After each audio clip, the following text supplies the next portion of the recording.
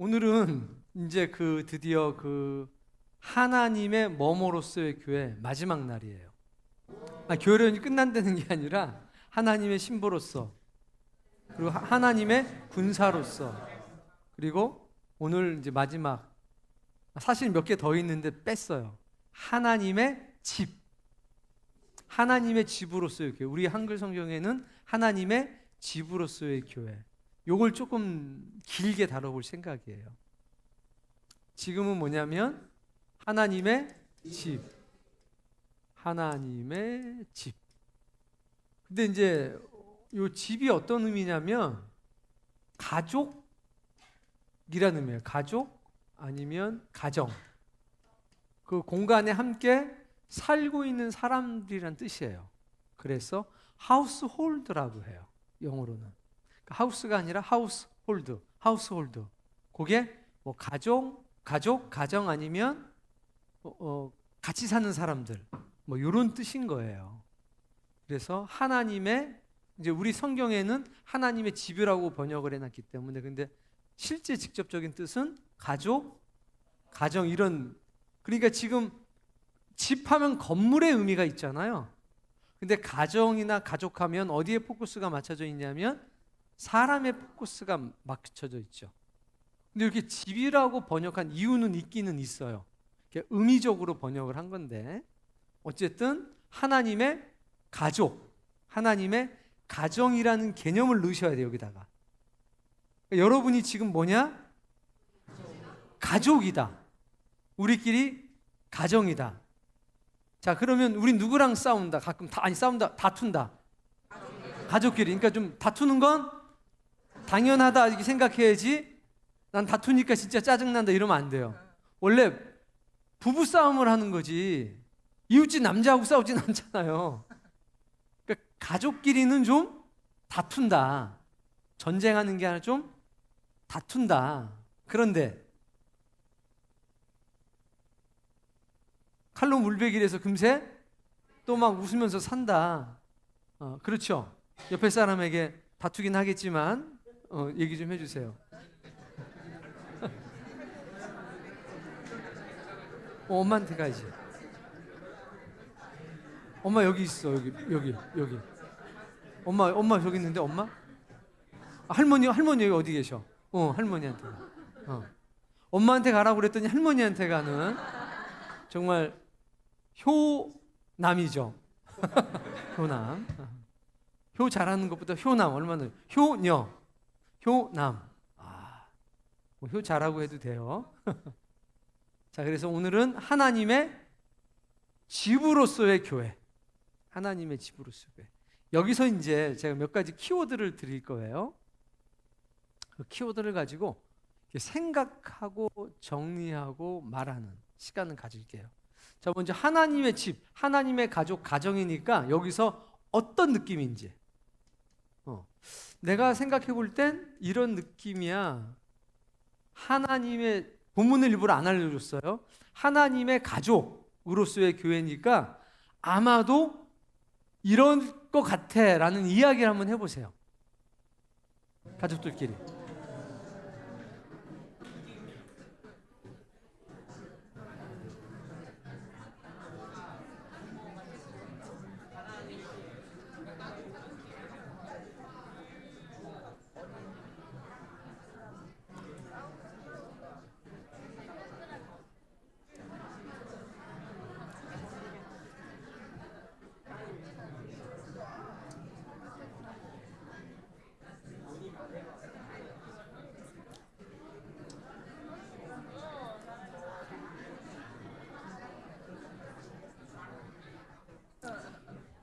자, 하나님의 가정 그러면 어떤 느낌이에요? 오늘 젊은 자매들이 이렇게 앞에 있으니까 너무 좋아요. 막 눈이 밝아지는 것 같아요. 우리 젊은 자매들 좀 한번 잡아줘 봐요. 카메라로.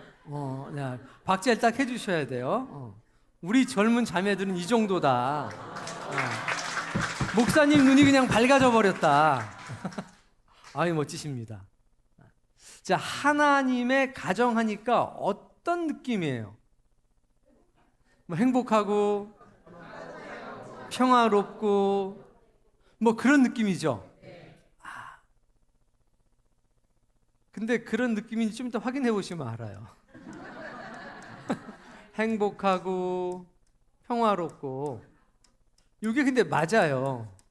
맞는데 요게 어떻게 유지가 되는지를 진리로 확인을 해야 돼요. 이걸 세상의 관점으로 생각해서 행복과 평화를 정의하면 망하는 겁니다.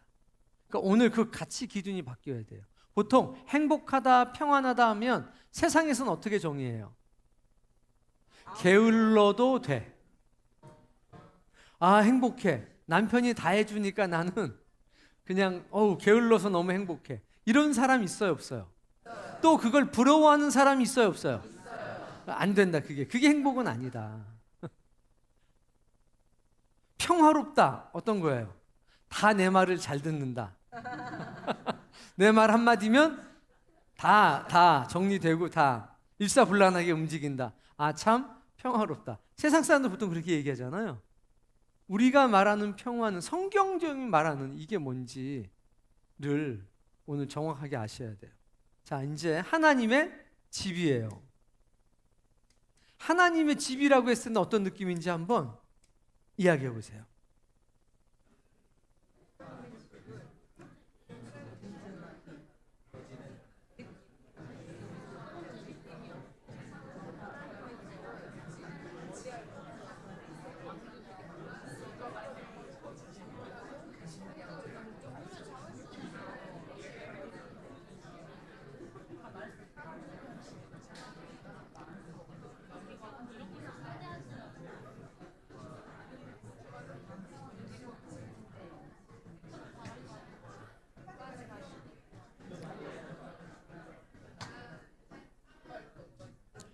자, 하나님의 집 하면 어떤 느낌이에요? 말씀을 배운다? 이야, 오, 집인데, 이야, 역시 하나님의 말씀을 배운다. 아, 또요? 다른 분들 없어요? 보호받는 느낌? 또 그렇죠. 뭔가 눈에 보이는 뭐 크기도 하고 뭐 아늑해 보이기도 하는 무언가가 건물 뭐 인테리어 엄청 이쁘고 익스테리어 기깔나고 뭐 그런 눈에 보이는 무언가 그렇죠. 건물을 생각하게 되죠. 건물 집이니까 이런 느낌이 강한 거예요. 동의? 이 두 가지가 본문에 함께 나와요. 두 가지가 함께 나와요. 근데 아무리 봐도 함께 나오는 것처럼 안 보인다는 게 문제죠. 오늘 여러분이 이제 그 눈이 열려야 돼요. 디모데전서 3장 14절부터 16절까지 세 절을 볼 건데요. 먼저 첫 번째 절 14절을 읽어볼 겁니다. 읽어보세요.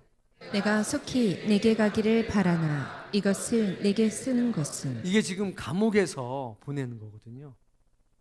옆 사람 얼굴 보면서 아버지, 어머니가 자녀들한테 일러주세요.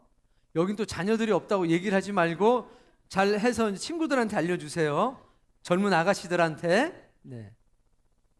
바울은 결국 예배소에 가지 못하고 죽습니다.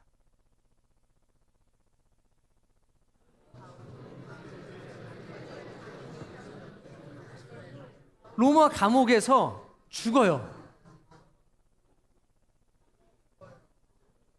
근데 마음이 어떠냐? 예배소에 있는 교회, 예배소 교회에 가고 싶은 거예요. 디모데는 바울의 영적인 아들이에요. 내 아들아 이랬으니까. 그리고 예배소 교회의 담임 목사예요. 근데 이때 예배소 교회는 가정교회예요. 어떤 교회? 가정교회. 즉 집에서 모여서 예배를 하고 있었어요. 근데 지금 바울은 뭐라고 그럽니까? 내가 너에게 속히 가기를 원하지만 그리고 못 갔어요. 이것을 너에게 쓰는 것은 뭔가 중요한 사실을 알려주려고 하는 거예요. 교회가 뭔지를 알려주려고 하는 거예요. 이해되죠? 생각 한번 해보세요. 얼마나 절절하게 썼겠는가. 내가 정말 가고 싶어. 가서 직접 너한테 이야기해주고 싶어. 근데 나는 지금 못 가. 어쩌면 영원히 못 갈 수도 있어 라고 얘기를 하는 거예요. 이 마음을 가지고 이 글을 보면 달라요. 자, 이제 15절. 만일 내가 지체하면 너로 하여금 하나님의 집에서 어떻게 행하여야 할지를 알게 하려 함이니 이 집은 살아계신 하나님의 교회요 진리의 기둥과 터니라. 자, 여기서 중요한 단어는 하나님의 집이라고 하는 단어입니다. 그럼 도대체 이 15조를 가지고 여러분이 한번 이야기를 해봐요. 자, 첫 번째는 하나님의 집. 두 번째는 어떻게 행할 것. 어떻게 행할 것을 알려주겠다. 알려주겠다. 뭐를요? 네가 어떻게 행해야 되는지. 어디서? 그리고 또 눈에는 뭐가 보이냐? 이 집은 기둥이고 터다. 이렇게 돼 있잖아요. 이 집은 하나님의 교회다. 그래서 제목이 하나님의 집으로서의 교회인 거예요. 진리와 기둥의 터. 세 가지를 얘기하는 거예요. 이 집은 하나님의 교회. 이 집은 진리의 기둥. 그리고 진리의 터. 이 세 가지 얘기하는 거예요. 이해돼요? 그러면 이제 이것에 관해서 제가 이제 얘기를 하기 시작할 거예요. 한참 동안. 그러니까 여기에서 목사님이 얘기한 대로 요 가족의 느낌과 집의 느낌이 여기에 동시에 나와 있는지를 빨리 찾아봐요. 이야기하면서. 이래서 이거는 가족의 느낌이야. 이거는 이래서 집의 느낌이야. 이렇게 일단 먼저 구별해 봐요.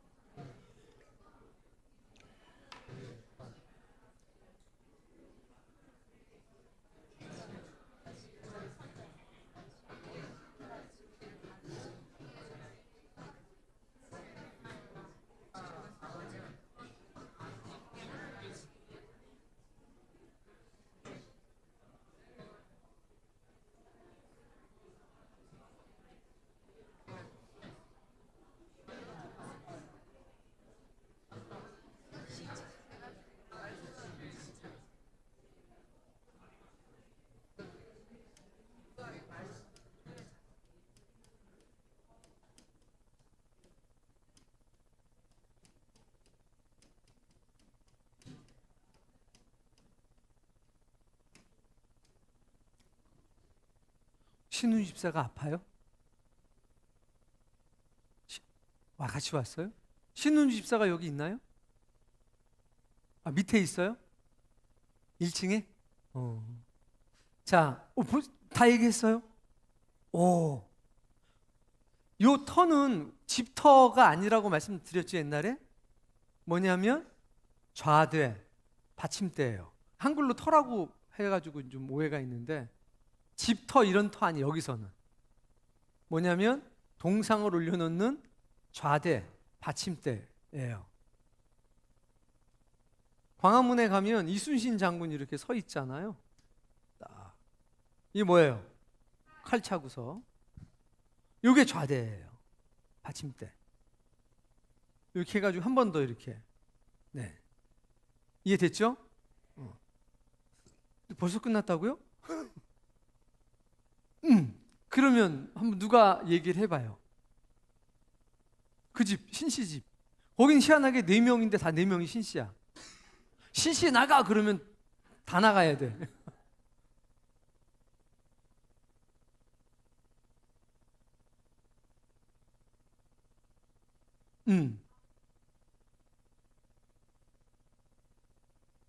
음.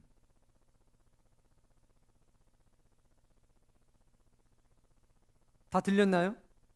행동은 가족 같고 기둥 터는 집 같다. 동의? 다른 의견 있나요? 다른 의견 있어도 말은 못하겠죠. 대략 그런 거예요. 그런데 보세요. 어떻게 행할 것을, 어떻게 행동해야 되는지를 알게 할 거야 라고 얘기했죠. 어떻게 행동해야 되냐. 그리고서 행동할 걸 얘기해 줘야 되잖아요. 바로 무슨 얘기가 나오냐? 기둥과 좌대 얘기가 나오죠. 그럼 어떻게 된 거예요? 투기가 어떻게? 행동할 걸 얘기해 줄게, 알려줄게 라고서 바로 기둥 얘기하고 받침대 얘기하잖아요. 이 집은 살아계신 하나님의 교회다. 그리고 기둥이다. 그리고 받침대다. 진리의 받침대다. 그러면 분명히 뭐라고 그랬냐면 행동할 걸 알려줄게. 근데 말은 교회고 기둥이고 받침대다. 그러면 어떻게 된 거죠?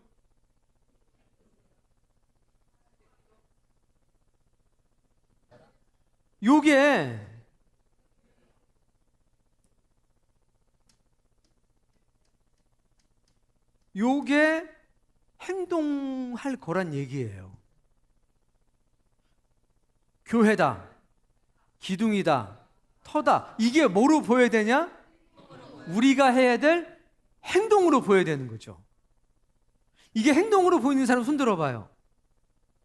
그럼 나와요. 나랑 같이 여기 앉아서 돌아가면서 이제 한번 이야기를 해보게. 이게 이제 행동에 관한 이야기인 거예요. 교회, 진리의 기둥, 진리의 받침대. 이게 뭐에 관한 얘기냐? 행동에 관한 얘기. 이제 이야기를 이제 하려고 하는 거예요. 이게 행동으로 안 보이고 따로따로 보이면 이제 영원히 미스터리에 갇혀서 하는 거예요. 자, 16절을 볼게요. 크도다 경건의 비밀이여. 자, 크도다 경건의 비밀이여 할 때 요건 좀 단어를 쪼개서 봐야 돼요.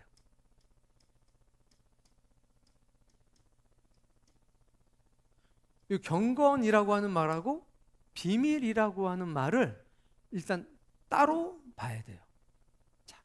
자, 경건의 비밀이면 비밀이 보일까요? 경건이 보일까요? 자, 내 차 하면 차가 보일까요? 내가 보일까요? 지금 차 얘기하는 거죠. 이거 내 차야. 그래도 또 내가 보인다 이러면 곤란해요. 자, 이거는 경건의 비밀이야 하면 경건이 보여요? 비밀이 보여? 그래서 둘 다 보이지만 뭐가 강조되고 있는 거냐면 비밀이 강조되는 거예요. 학생들 잘 들어야 돼. 자, 다시 너는 바보 같아. 자, 바보라는 얘기야? 너는 바보가 아니라는 얘기야? 바보가 아니라는 얘기예요. 이게 이해가 안 되면 영원히 힘들어요.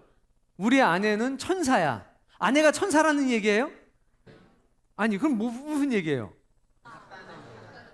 천사같이 아름답다. 혹은 천사같이 마음이 곱다 이런 얘기죠. 불안해요. 항상 내가 이야기를 몇 번 하는데 할 때마다 막 불안해요. 경건의 비밀이니까 직접 보이는 거 뭐냐면 비밀이에요. 이 비밀이라고 하는 말이 뭔지 여러 번 얘기해 줬잖아요. 혹시 알고 있는 분들이 있을 수 있으니까 아는 사람들은 잠깐 얘기를 해줘 봐요.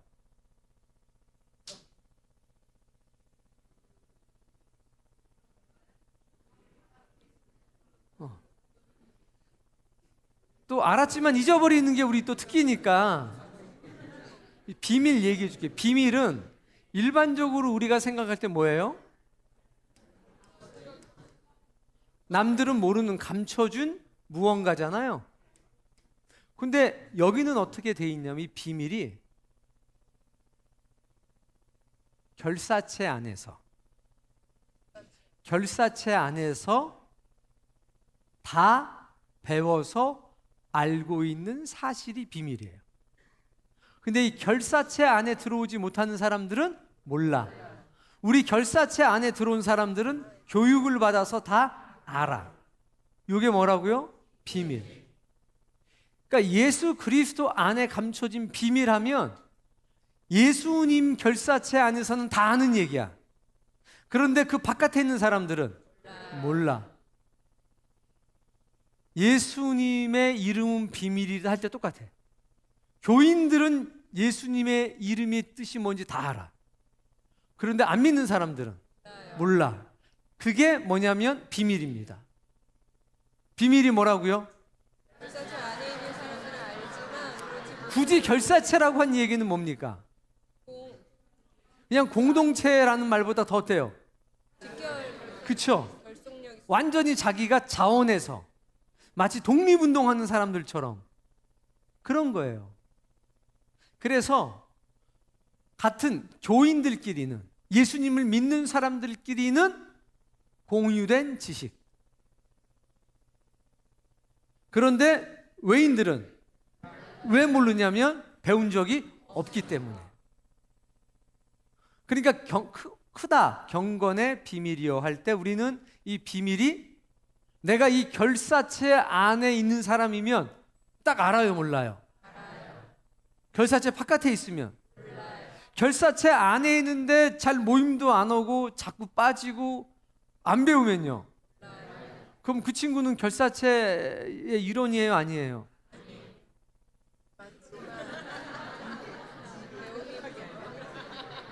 일원이긴 한데 가끔 모를 수도 있다.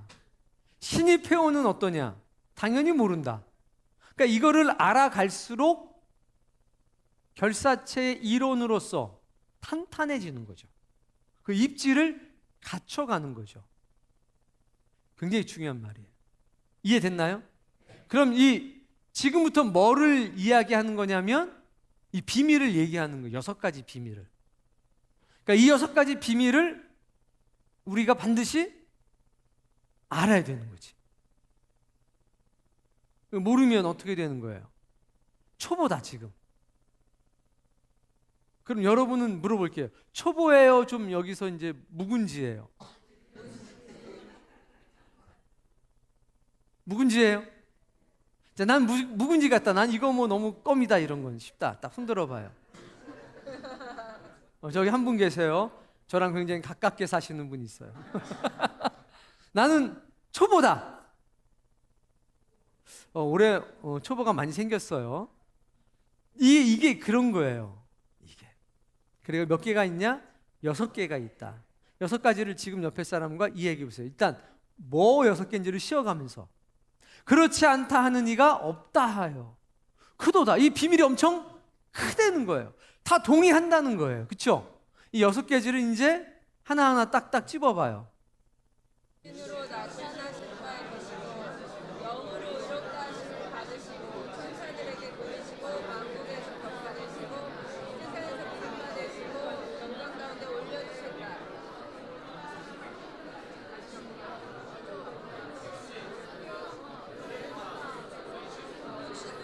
영으로 의롭다 보이셨고 격파되시고 비판되셨고 올려주셨다.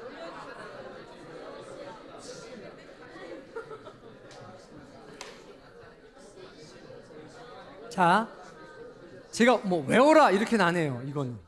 근데 보면 알 정도는 돼야 되지 않겠냐. 보고도 모르면 이제 골치 아프다. 이게 뭐라고요, 지금 이 내용이? 비밀. 어떤 비밀? 경건이 뭐냐면 하나님을 경외하는 거예요. 뭐 하는 거요? 하나님을 경외하는 거. 경외하는 게 뭐예요?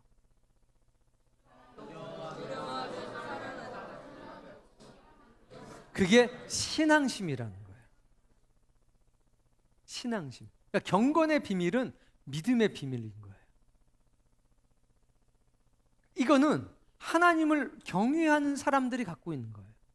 왜 하나님을 경외하게 될까요? 이 내용을 아니까.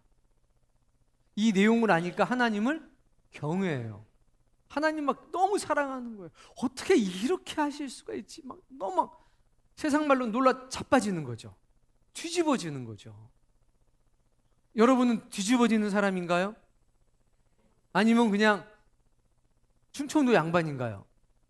충청도 양반은 어떻게 되냐면 여기서 가만히 있어요. 그 집에 가가지고요, 딱 이불 넣고 잘라고 그러다가 그때 막 야 진짜 놀라워 그러는 거예요.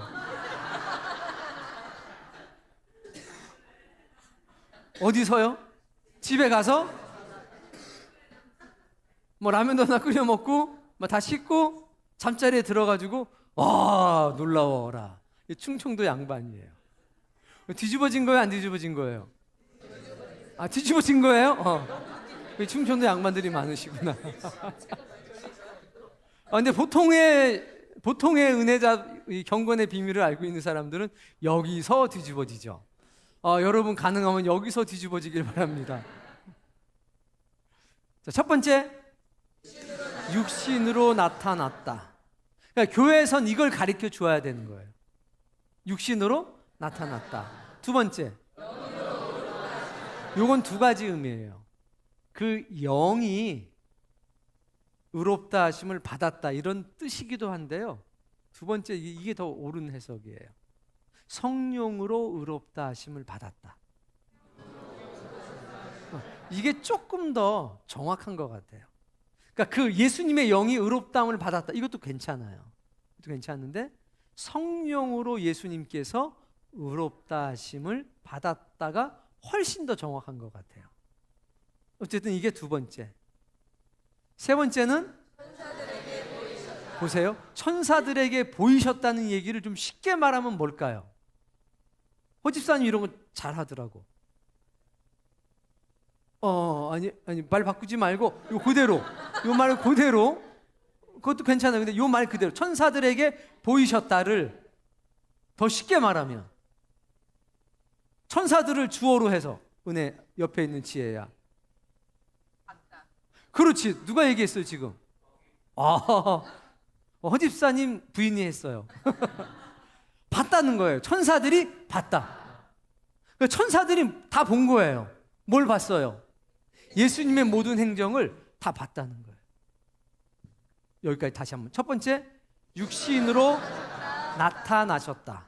두 번째, 성령으로 의롭게 되셨다. 세 번째, 천사들이 다 봤다. 이게 천사들에게 보이시고, 왜냐하면 예수님을 주어로 쓴 거예요. 예수님께서 나타나셨다는 거죠. 보여주셨다는 거죠. 누구에게? 천사들에게. 근데 우리가 이해하기 쉽게는 천사들이 봤다. 이게 훨씬 더 이해하기 쉽겠죠. 됐어요? 이게 세 가지예요. 네 번째는 전파되셨다. 어디에서? 만국이면 다른 말로 온 세상. 뭐요? 온 세상에. 그렇죠. 전파되셨다. 온 세상에서. 이게 네 번째. 다섯 번째. 믿음 바 되셨다. 어디에서? 자, 믿음 바 됐다는 얘기는 뭐죠? 더 쉽게 표현하면 사람들이 다 믿었다. 누구를? 예수님을 뭐로? 구세주로, 하나님의 아들로 다 믿었다. 이 얘기예요. 이게 뭐라고요? 비밀. 비밀 5가지. 여섯 번째, 마지막. 올라가셨다. 어떻게? 영광 가운데. 그렇죠. 이 승천이죠. 가만히 보면 이게 가만히 보니까 어때요? 예수님에 관한 이야기죠. 제가 여기 이제 치아 다시 또 깨져가지고 임시 이렇게 해놔가지고 자꾸 혀를 씹어요. 제가 좀 갑자기 좀 가만히 있으면 혀를 깨무셨구나 이렇게 생각을 해주고 불쌍히 여기시길 바랍니다. 자, 예수님이 육신으로 나타나셨다.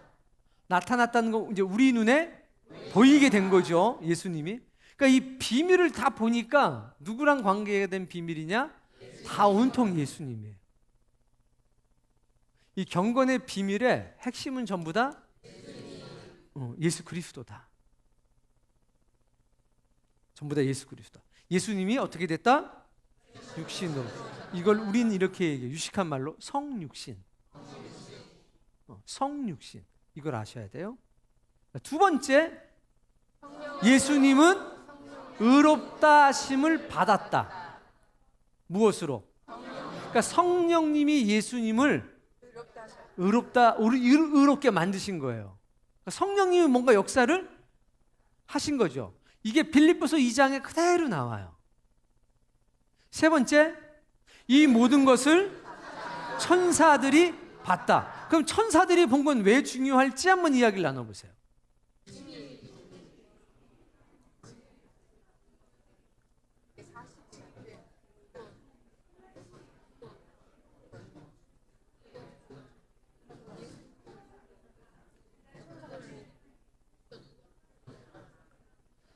아까 누가 너무 멋진 말을 바로 했어요. 이게 무슨 뜻이에요? 천사들이 다 봤다. 이게 왜 중요하죠? 증인. 누가 증인? 하늘에 있는 그 천사들이 뭐라고요? 예수님은 마땅히 이렇게 되셔야 돼. 그러면 이 증인들이 어떤 행동을 할까요? 천사들이 전파를 해요? 증언해요? 보고를 해요? 뭐라고 보고해요? 보호? 벌써 올라가셨는데? 당연히 보호도 하죠. 근데 이제 이게 사태가 끝난 상태예요. 자, 보이셨다. 내가 봤다. 예수님 어떻게 샀는지, 어떻게 행동하는지 봤다. 잠깐 생각해보세요. 힌트를 드릴게요. 예수님이 하늘에 계실 때부터 천사들은 봤어요. 예수님이 어떤 분인지. 자, 근데 그 예수님이 어디로 오셨냐면 땅으로 온 게 중요한 게 아니라 육신을 입고 땅으로 온 거예요. 거기서 뭘 당하셨어요? 고난과 수치 다 당하셨죠. 근데 끝까지 하나님의 뜻을 이루기 위해서 자신을 낮추셨어요. 아들인데 누구처럼 살았냐? 종처럼 살았어요. 그걸 다 봤어요.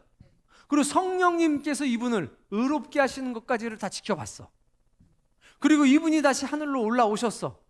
아니면 밑에 아직 계셔. 그럴 때 이 천사들은 예수님을 향해서 어떤 마음을 가질까요? 존경. 뭐요? 존경해. 이분께 영광을 들려. 야, 정말 예수님은 존경받으실 분이다. 찬양받으실 분이다. 역시 예수님은 예수님이시다 하는 거예요. 여러분이 요거를 아셔야 돼. 이걸 모르면 경건이 없어요. 하나님을 사랑하는 마음이 없어지는 거예요. 우리 교회에서도 마찬가지고 집에서도 마찬가지예요.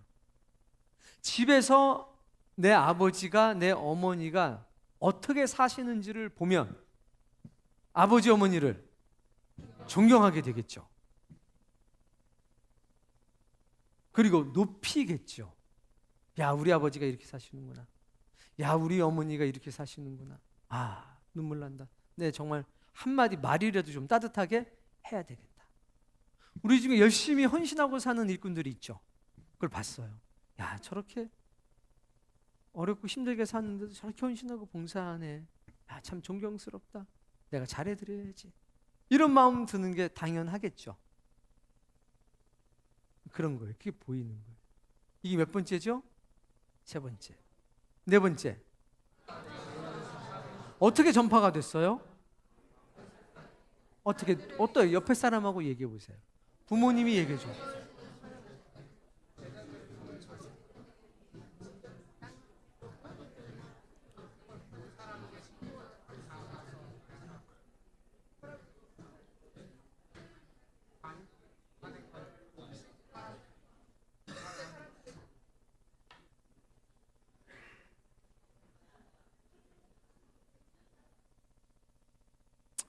어떻게 된 거예요? 세리에 불과했던 제자들이 있었죠. 어부에 불과했던 제자들이 있었죠. 그런데 이 제자들에 의해서, 심지어는 박해하던 사람도 있었죠. 이 사람들에 의해서 예수님이 어떻게 됐어요? 전파됐죠. 어디까지? 땅끝까지. 온 세상에 전파가 됐어요. 근데 한번 그것을 시간을 놓고 멀리서 봐봐요. 이게 퍼져나갈 때 그냥 퍼져나갔나요? 물이 흐르는 것처럼 그냥 뭐 수월하게? 아니죠. 근데 그 놀라운 역사가 정말 능력 있는 사람들에 의해서 된 게 아니라 정말 보잘것없는 사람들에 의해서 온 천하에 다 전파가 되셨다는 거예요. 굉장히 놀라운 거죠. 옆에 있는 분들 보세요. 대단해요? 대단하게 보이면 안 돼요. 보잘것없어요? 맞아요. 아, 하나님이 사용하실 분이구나. 우리같이 보잘것없는 존재들을 통해서 하나님은 예수 그리스도가 전파되기를 원하셔요. 그렇게 됐다는 거예요. 그래서 경건의 비밀이고 큰 역사라고 얘기하는 겁니다. 자, 5번째. 자, 근데 세상이 예수님을 어떻게 대했습니까? 박해했죠. 핍박했죠. 그런데 그 세상이 예수님을 믿게 됐다는 거예요. 어떻게 믿게 됐어요? 옆에 사람과.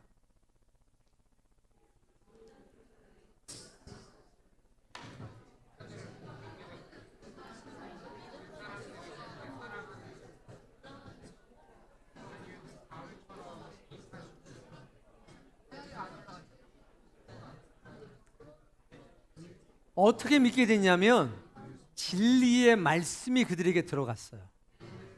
그래서 뭐가 중요하냐면 진리의 기둥과 진리의 터라고 하는 이 개념이 굉장히 중요해요. 그러니까 만국에서 전파되시고 세상에서 믿음 바 되셨다라고 하는 것은 한 세트예요. 그리고 영광 가운데서 올라가셨다. 이거는 왜 중요하냐면요. 여기에는 올라가신 그대로 다시 그래요. 그게 같이 담겨 있어서 굉장히 중요한 거예요. 대략 이런 뜻이 있어요. 자, 그런데 육신으로 오셔서 살았는데 성령님이 그분을 의롭게 하셨죠. 그래서 예수님은 우리와 똑같은 육신을 가지고 있지만 죄는 없으시다. 인류 역사상 유일한 완전한 인간이에요. 완전한 사람. 똑같은 육신이 있어서 배도 고프고 춥기도 하고 고통도 당하시는데 뭐는 없다? 죄는 없다. 이게 6가지예요. 대략의 뜻을 말씀을 드렸어요. 여기까지 이 내용을 가지고 한번 이야기를 해주고 이게 정말 야 크도다. 야 이 비밀이 정말 놀랍고 크다. 그게 지금 여러분에게 입술로 고백되어줘야 돼요. 부족하면 끝날 때까지 제가 한 번 더 할 거예요. 앞에 15절 말씀으로 15절 내용이 이제 요 16절 그대로예요. 또 자 옆에 빨리 얘기해 봐요.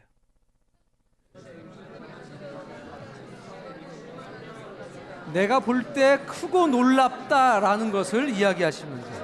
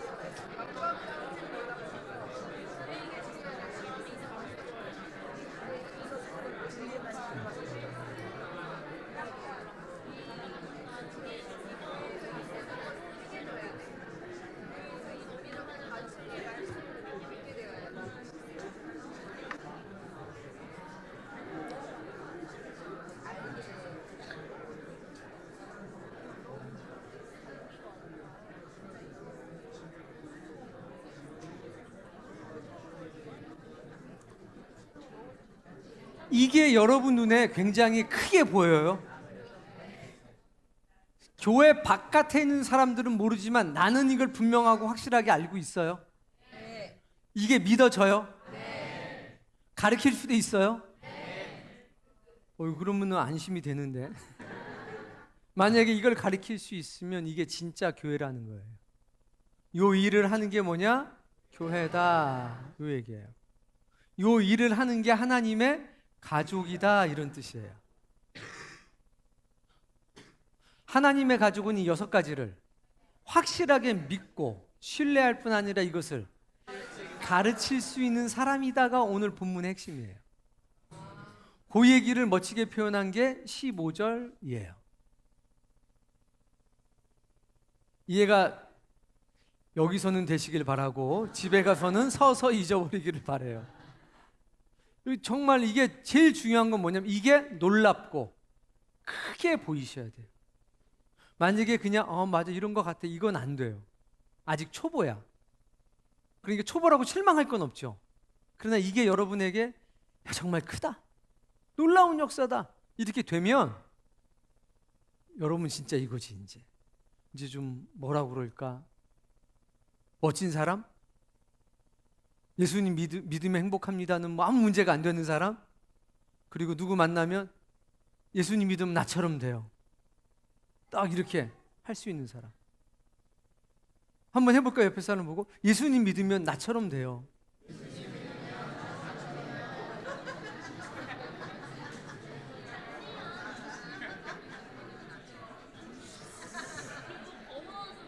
예수님 믿으면 누구처럼 돼요? 이제 인사를 하는데 이렇게 인사하는 거죠. 뭐 선생님 꼭 저처럼 되기를 바랍니다라고 딱 인사를 하는 거예요.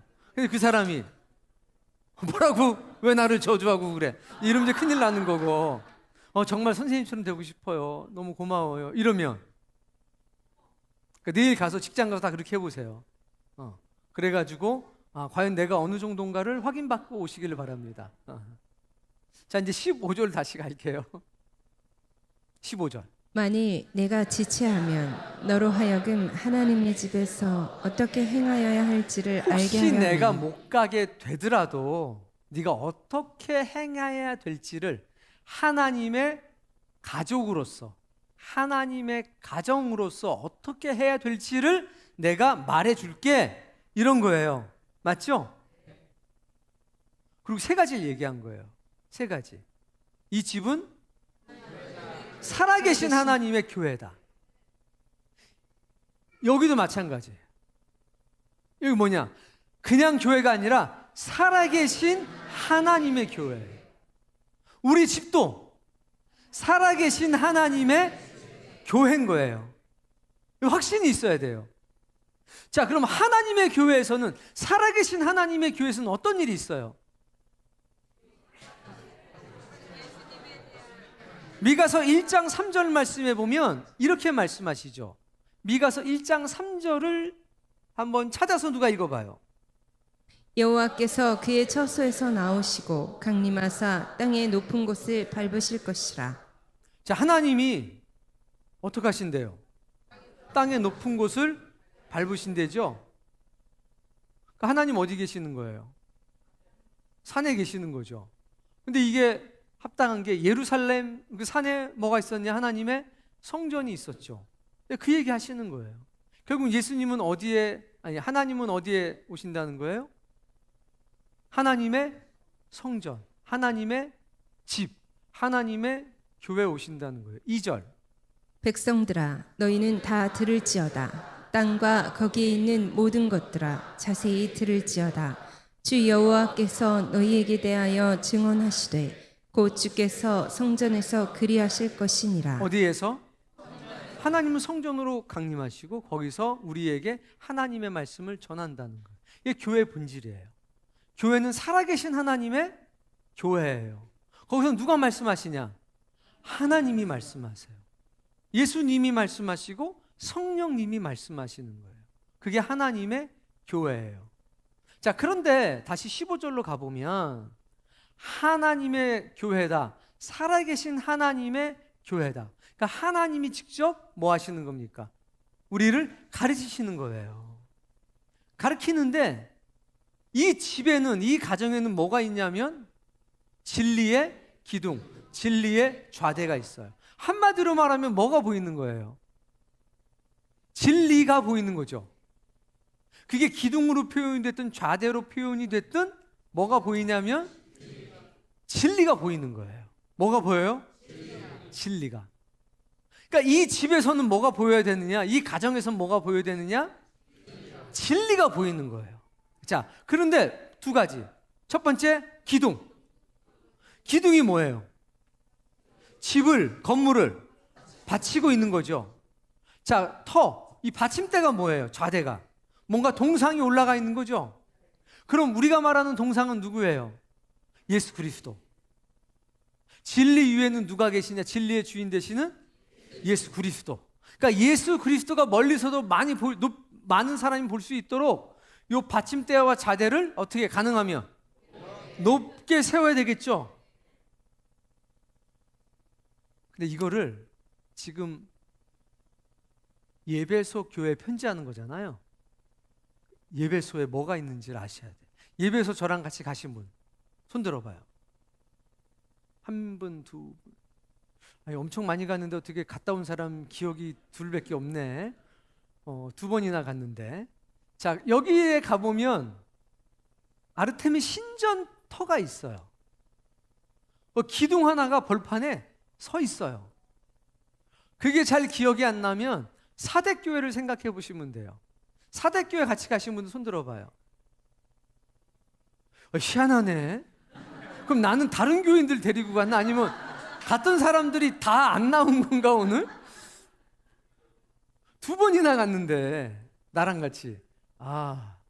뭐 그럴 수도 있겠죠. 뭐 여기서 막 한 사람 막 할 수는 없어요. 자, 그렇다고 치고 자, 거기 가보면 거기는 아르테미 신전 그 기둥이 사대교회는 요만하고요. 거기는 기둥이 교회만 해요. 그래서 제가 사진을 찾아봤어요. 이게 사진에 원래 다 안 담기거든요. 보여주세요. 이게 예배소에 있는 아르테미 신전의 그 기둥이에요. 여기 보면 이게 사람이에요. 이게 사람. 이게 뭐라고요? 사람이에요. 사람 보여요? 그러니까 마음이 착해야 보이는 거예요. 이게 사람이에요. 사람. 얘만 좀 확대해 주세요. 이게 기둥이 18m예요. 사람처럼 보이죠, 이제? 저게 몇 미터라고요? 18m. 하나만 복원을 해놓은 거예요. 오리지널은 아니에요. 뭐 했다? 복원. 근데 목사님, 이게 기둥들이 다 그런데요? 여기 쓰러져 있는 것들 뭐 이런 거 다 해가지고 섞어가지고 복원한 거예요. 몇 메타? 18m. 근데 이게 몇 개가 있었냐? 127개 있었어, 기둥이. 그 복원에는 복원도가 있어요. 한번 보여주세요. 이게 이 당시에 제일 큰 신전터예요. 사대교회에 있었던 것보다 이게 훨씬 커요. 이걸 누가 봤냐? 바울이 본 거예요. 예배소에서 2년간 가르쳤잖아요. 거기서 뭘 봤냐면 아르테미 신전을 본 거예요. 이게 세계 7대 불가사의 중에 하나였어요, 옛날에는. 저 어마어마하게 크고 저기에 이제 그 우상을 올려놓은 받침대도 어마어마하게 화려하고 커요. 자, 그러니까 이걸 보고 진리의 기둥, 진리의 터라고 했으니까 의미가 뭐겠어요? 이것보다 커야 돼요, 작아야 돼요? 커야 되죠. 그럼 이것보다 크라는 얘기는 뭔지 한번 옆에 분들과 이야기를 해보세요.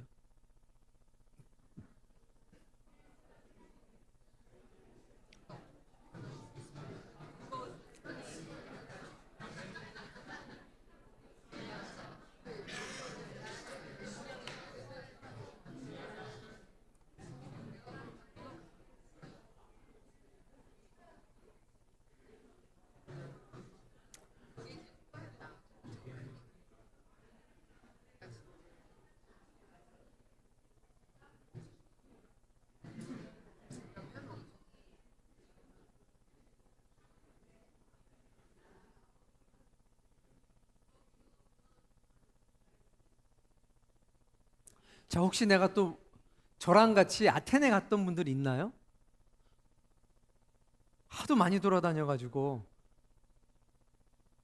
저랑 같이 안 갔나요? 막 우비 같이 입고. 그렇죠. 좋았어요. 이게 사이즈가 얼마냐면 그리스 아테네 가면 파르테스 신전이 있거든요. 그것보다 4배가 더 커요. 그러니까 지상 최대의 신전이었어요. 요게 길이가 137m, 너비가 한 70m 정도 돼요. 우리 교회는요. 어마어마하게 큰 거죠. 이걸 보고 기둥과 터, 받침대 얘기를 한 거예요. 자, 어떤 의미예요? 어떤 느낌이에요? 어떻게 행해야 할 것을 말하겠다라고 했을 때 이렇게 얘기한 거잖아요. 그럼 비교 대상은 아르테미 신전을 비교 대상으로 놓고 이 글을 쓴 거죠. 그럼 어떤 느낌이에요? 주아야, 어떤 느낌이야?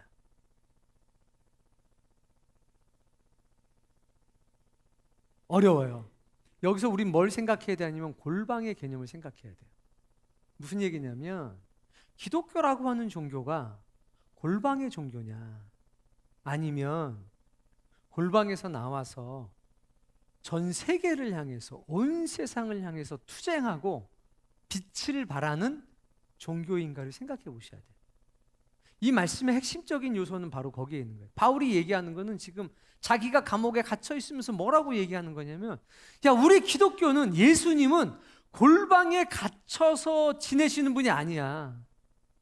너희가 지금은 가정 집에서 예배를 드리고 있고, 저 우상 숭배하는 사람들은 신전, 저 어마어마한 신전에서 예배 드리고 있지만 실제적으로는 너희 그 조그마한 가정 집이 하나님의 교회고 진리의 기둥이고 진리의 터야. 그리고 거기에는 6가지의 위대한 비밀이 있어. 이 이야기는 위축되지 말라는 거예요.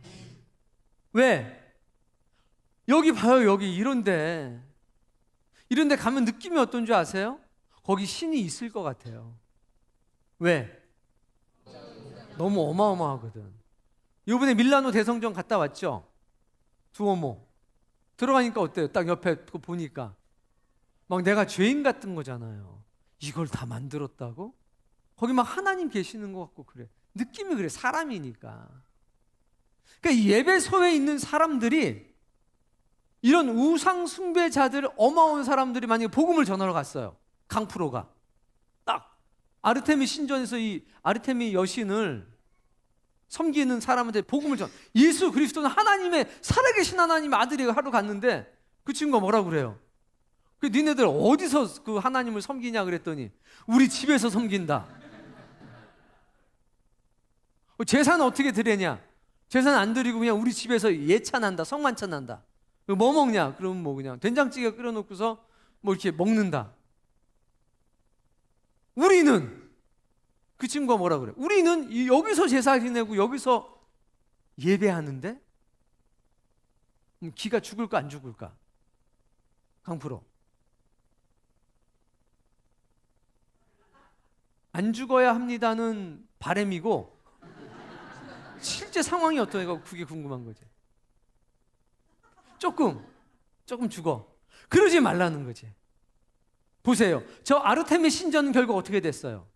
무너졌죠? 지금 그 신을 믿는 사람이 있어요? 아무도 없어. 우리 하나님은, 우리 예수님은. 근데 그때 당시의 사람은 그거 알았을까 몰랐을까? 근데 바울은 이미 그걸 보고 전한 거거든. 그러니까 오늘 우리가 쭈구리가 되면 안 된다는 거지. 저 아르테미 신전의 기둥보다 우리의 진리의 기둥, 예수 그리스도께서 성육신하셨다. 예수님은 우리와 똑같은 육신을 가지고 있지만 그분은 죄가 없다. 천사들이 증인이다. 말씀대로 사신 것, 말씀대로 고난 당하시고 죽으시고 부활하시고 승천하시고 죽기까지 순종하셨던 것이 우리는 직접 본 적이 없지만 천사들은 그거 다 봤다. 그래서 천사들이 엎드려 경배한다. 네 번째는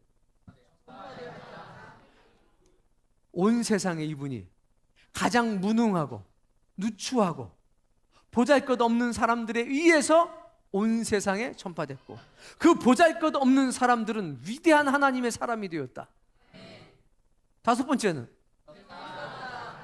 박해하고 핍박했던 사람들이 다 예수님을 믿었다. 이거 놀라운 역사 아니냐. 여섯 번째, 보신 그대로 다시 오신다고 했다. 아버지의 집에 처소가 마련되면 우리를 데리러 오신다고 했다. 이걸 뭐 해야 돼요? 믿고 전해야 돼요. 그러니까 우리의 삶이 굉장히 중요한 겁니다. 우리의 가정이라고 하는 게 너무 중요해요. 부자가 돼서만 나타나는 게 아니라 내가 가장 가난하고 막 집도 없어가지고 그냥 뭐 5평짜리에 우리가 막 살아도 그거 상관없다는 거예요.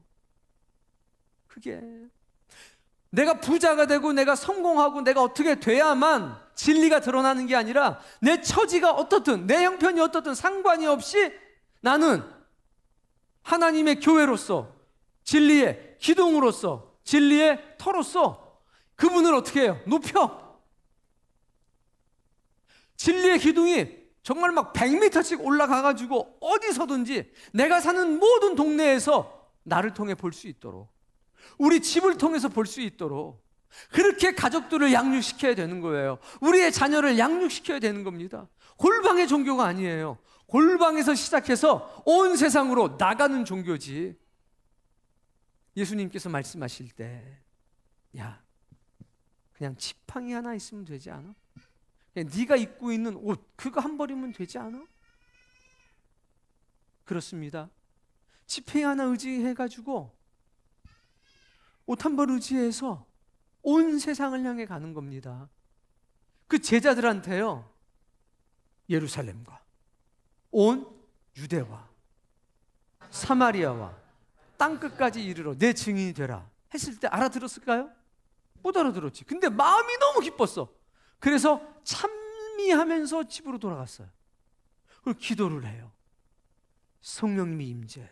그리고 어떻게 됐습니까? 퍼져 나가기 시작했죠. 저기 선교사님 2분 계시는데 저 양반들은 그래도 후원일을 좀 받아요. 근데 베드로는요, 그때 바울은요, 진짜 지팡이 하나 하고 그러고 나간 거예요. 근데 땅끝까지 갔습니까? 못 갔습니까? 갔죠. 근데 우리는 훨씬 낫잖아요. 그럼 우리는 더 멀리 가야 될 거 아니에요.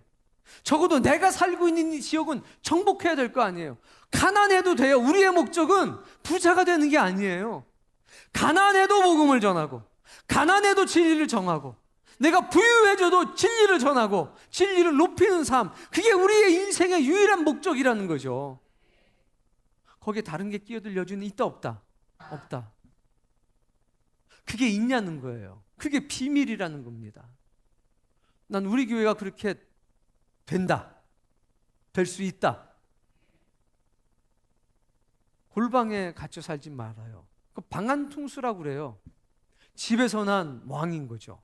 집 밖에 나가면 아무것도 못해요. 우리 콩이 요만하잖아요. 강아지.